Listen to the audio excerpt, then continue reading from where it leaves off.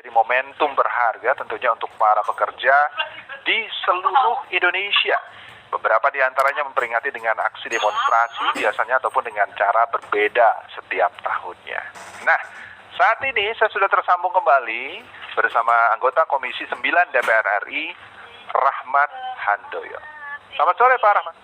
Selamat sore, Assalamualaikum. Salam sehat, Bung Fahmi. Waalaikumsalam warahmatullahi wabarakatuh. Salam sehat kembali, Pak Rahmat. Ya, Alhamdulillah. Hari Pekerja Indonesia 2023 ini sudah diperingati dari tahun 1991, Pak ya, dan langsung ditandatangani oleh Pak Presiden Soeharto ini. Betul. Bagaimana Pak saat ini Pak, Hari Pekerja Indonesia kita? Buruh kita gimana nih Pak kabarnya Pak? Ya, pertama tentu saya mengucapkan selamat buat seluruh pekerja Indonesia yang hari ini memperingati Hari Pekerja Nasional ya, secara panjang ya.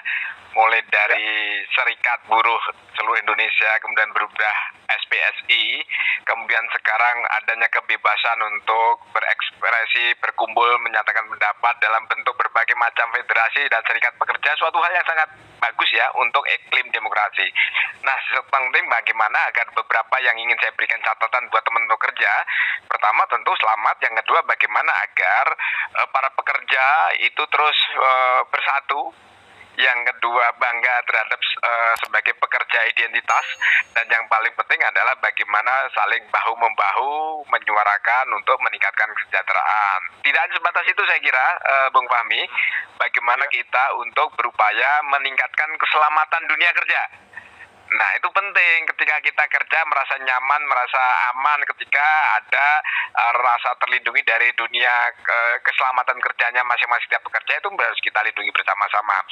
Nah, yang berikutnya tentu adalah dalam iklim demokrasi, perbedaan pendapat, menyuarakan pendapat untuk meningkatkan kesejahteraan suatu hal yang biasa. Tetapi tetap kita support penuh langkah seluruh pekerja kita bersatu padu untuk dalam satu ramak barisan untuk meningkatkan kesejahteraan. Saya kira suatu hal yang sangat positif, Bung Fahmi.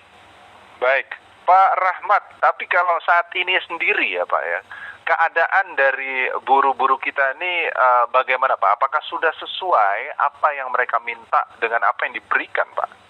Ya, artinya memang butuh proses ya untuk meningkatkan kesejahteraan. Pekerja itu kan bagaimana untuk mendapatkan hak-haknya sesuai dengan keinginan, minimal hak-hak dasar ya. Untuk meningkatkan, untuk mencukupi pendidikan juga tercukupi. Kemudian untuk kesehatan juga bisa tercover. Kemudian untuk meningkatkan kesejahteraan dari sisi rumah tangga, dari sisi ekonomi juga tercover. Apakah itu sesuai dengan harapan? Ya masih berproses. Ada yang sebagian besar kita menganggap bahwa dunia pekerja kita kesejahteraan masih belum. Tetapi ada juga yang menganggap untuk golongan pekerja tertentu sudah merasa cukup lah. Tapi secara kasat mata dengan adanya UMR sebagai bentuk upaya untuk meminimalkan atau sebatas pendapatan itu harus bagaimana sebatas pendapatan minimal, bagaimana agar kebutuhan-kebutuhan dasar hidup mereka para pekerja itu terpenuhi.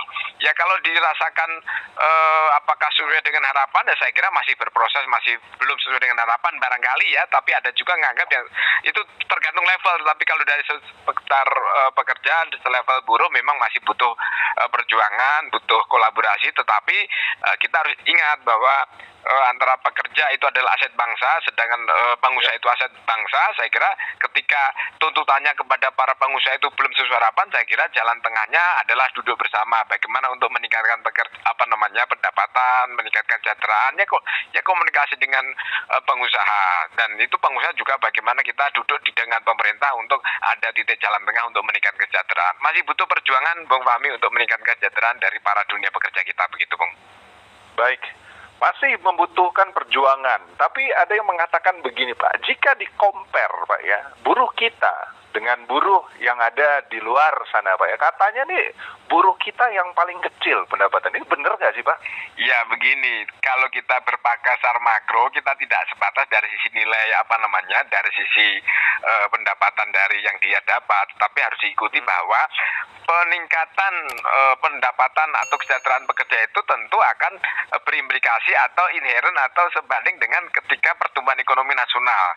Ketika pertumbuhan nasional kita itu sangat berkualitas, kemudian banyak pengusaha masuk ke Indonesia menanam uangnya, kemudian banyak investasi yang masuk ke kita, saya kira itu akan semakin menambah lapangan pekerjaan dan menjadi banyak alternatif ketika para pekerja untuk masuk kerja di mana.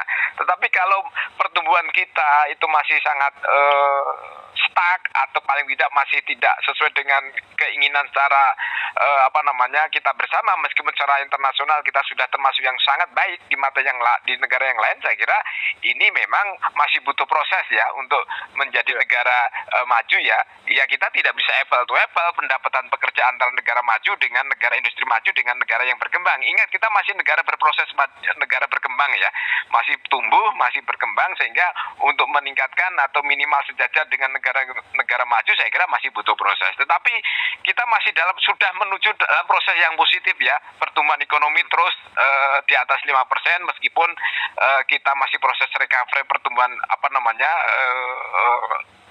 gejolak geopolitik termasuk juga pandemi belum selesai, kita sudah tren yang positif. Artinya kita sudah cukup bersyukur sebagai sebuah negara berkembang, pertumbuhan ekonomi sudah di atas 5%, tinggal bagaimana agar terus pemerintah dengan berbagai cara untuk meningkatkan daya tarik bagi investor masuk ke Indonesia sehingga pertumbuhan ekonomi akan terus menaik, sehingga implikasinya tentu adalah kesejahteraan kita, terutama para buruh kita, begitu Bung Fahmi. Baik, Pak, luar biasa kalau kita ngomongin soal pencapaian Indonesia. Dan bukan hanya Indonesia yang mengakui, negara-negara luar juga mengakui begitu hebatnya Indonesia untuk menghadapi resesi global ini gitu kan Pak ya. Nanti ya Pak, akan kita lanjutkan lagi perbincangan kita sebentar Pak, jangan ditutup dulu line teleponnya Pak. Baik, informasi ini kita akan sambungkan ya Pak. Sebentar ya Pak. Baik Bung Fahmi, silakan. Memori kolektif bangsa. Bung Tomo. Saudara-saudara, rakyat jelata di seluruh Indonesia, terutama saudara-saudara penduduk kota Surabaya, kita semuanya telah mengetahui bahwa hari ini tentara Inggris telah menyebarkan pamflet-pamflet yang memberikan suatu ancaman kepada kita semua. Kita diwajibkan untuk dalam waktu yang mereka tentukan menyerahkan senjata-senjata yang telah kita rebut dari tangannya tentara Jepang.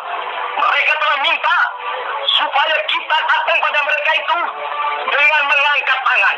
Mereka telah minta supaya kita semua datang pada mereka itu dengan membawa bendera putih, tanda bahwa kita menyerah kepada mereka. Saudara-saudara, di dalam pertempuran yang lampau, kita sekalian telah menunjukkan bahwa rakyat Indonesia di Surabaya, pemuda-pemuda yang berasal dari Maluku, pemuda-pemuda yang berasal dari Sulawesi, pemuda-pemuda yang berasal dari Pulau Bali, pemuda-pemuda yang berasal dari Kalimantan, pemuda-pemuda dari seluruh Sumatera, pemuda Aceh, pemuda Tapanuli, dan seluruh pemuda Indonesia yang ada di Surabaya ini, di dalam pasukan-pasukan mereka masing-masing, dengan pasukan-pasukan rakyat yang dibentuk di kampung-kampung, telah menunjukkan satu pertahanan yang tidak bisa dijangkau, telah menunjukkan satu kekuatan sehingga mereka itu terjepit di mana-mana. Dan untuk kita, saudara-saudara, lebih baik kita hancur semua daripada tidak merdeka. Sebenarnya kita tetap merdeka atau mati. Dan kita yakin, saudara-saudara, pada akhirnya pastilah kemenangan akan jatuh ke tangan kita. Sebab Allah selalu berada di pihak yang benar. Allahu Akbar, Allahu Akbar, Allahu Akbar. Merdeka! Pidato Bung Tomo pada 10 November 1945 di Surabaya membakar semangat para pejuang Indonesia untuk melawan pasukan Inggris dan sekutunya ketika itu. Pidato Bung Tomo inilah yang menjadi penyemangat arek-arek Surabaya untuk bangkit melawan dan tidak gentar oleh serangan 30.000 pasukan Inggris yang dilengkapi dengan senjata canggih. Dengan keyakinan yang tinggi serta semboyan merdeka atau mati, arek-arek Surabaya pantang menyerah dan dengan gagah berani melawan pasukan Inggris di Surabaya. Pertempuran 10 November inilah menjadi cikal bakal ditetapkannya Hari Pahlawan di Indonesia.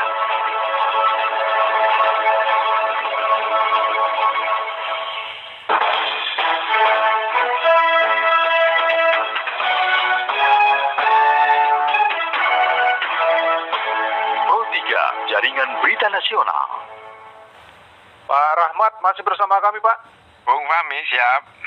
Iya, baik Pak Rahmat, ini Hari Pekerja Indonesia yang tentunya diperingati di tanggal 20 ini kan melihat Indonesia juga kalau dibandingin ya dengan negara-negara tetangga itu kita cukup unggul sebenarnya Pak ya, kalau disisir dari sektor per sektor usahanya ya.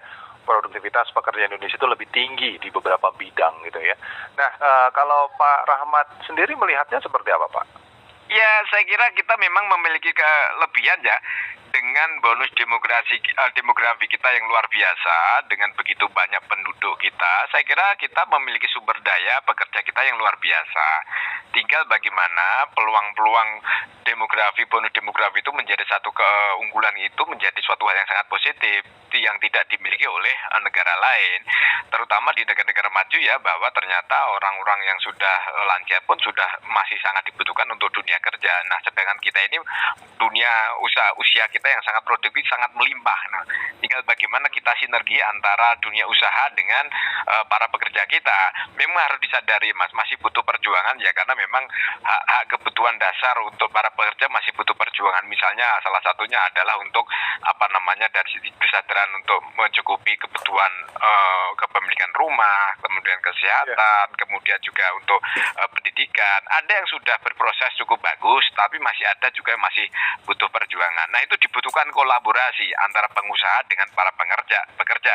Ketika hubungan industrial sangat kondusif, saya kira akan berimplikasi kepada pertumbuhan ekonomi kita, sehingga akan memiliki daya tarik tersendiri buat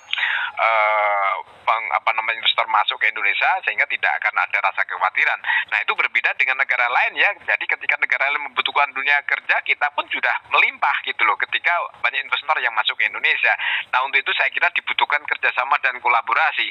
Ketika iklim pertumbuhan ekonomi dan iklim usaha sangat kondusif, kemudian iklim pekerja juga sangat kondusif, saya kira juga akan mendorong kita secara keseluruhan bangsa Indonesia untuk menarik daya tarik investor masuk ke Indonesia.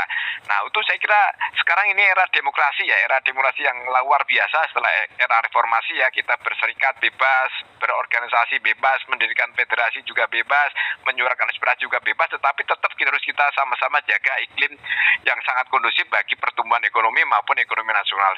Siapa yang akan beruntung? Saya kira juga pengusaha dan para pekerja itu sendiri. Nah, kaitannya dengan dibandingkan negara lain, kita tidak kalah kok gitu loh. Kita memiliki satu lagi, sekali lagi saya sampaikan, bonus demografi, bahwa usia produktif kita sangat luar biasa, sehingga menjadi salah satu keunggulan yang tidak dimiliki oleh negara lain, Bung Fahmi.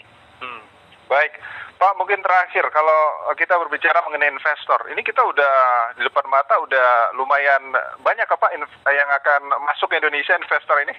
Ya, saya kira kita berharap ya, meskipun sudah dibuat oleh pemerintah dengan Perpu terhadap Cipta Kerja ya, meskipun ada beberapa catatan dan barangkali juga ada yang pro dan kontra dengan Cipta Kerja ini. Mudah-mudahan kita berharap benar adanya ya, sudah dengan harapan pemerintah, sudah harapan kita bersama, bahwa dengan adanya kepastian hukum terhadap aturan dunia kerja, aturan investasi, kemudahan investasi, karpet merah investasi yang ada di Indonesia ini benar-benar bisa dimanfaatkan dan bisa dioptimalkan oleh para pengusaha dari luar maupun dalam negeri, investor dalam dan luar negeri, untuk menanamkan uangnya masuk ke Indonesia, sehingga ketika ekonomi masuk Indonesia, uang masuk Indonesia, maka itulah akan muncul satu peluang usaha, dunia kerja akan terbuka lebar. Siapa yang beruntung? Ya kita semua, calon pekerja yang belum bekerja sehingga dapat bekerja, sehingga itu menjadi salah satu tujuan kita, bagaimana agar kepastian hukum itu membuat iklim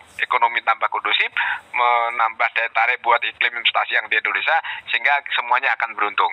Sekali lagi selamat buat saudara kita, teman-teman pekerja, memperingati 20 Februari sebagai Hari Pekerja Nasional. Selamat, kemudian mudah-mudahan terus kita bersama-sama bergotong royong untuk mencapai tujuan cita-cita nasional, pembangunan nasional bersama-sama. Pengusaha, pekerja, dan seluruh rakyat Indonesia. Bung Fahmi, terima kasih. Baik Pak, terima kasih banyak. Sebenarnya banyak yang saya ingin tanya nih Pak, tapi terbatas waktunya. Baik, terima kasih sekali Pak Rahmat ya. Salam sehat selalu, salam hormat buat para kerja, buat kita semua para pendengar. Assalamualaikum. Baik. Waalaikumsalam warahmatullahi wabarakatuh. Ini dia anggota Komisi 9 DPR RI, Pak Rahmat Handoyo. Dan mendengar, kami nanti akan kembali lagi tentunya dengan informasi terupdate dan teraktual lainnya. Tetaplah bersama kami.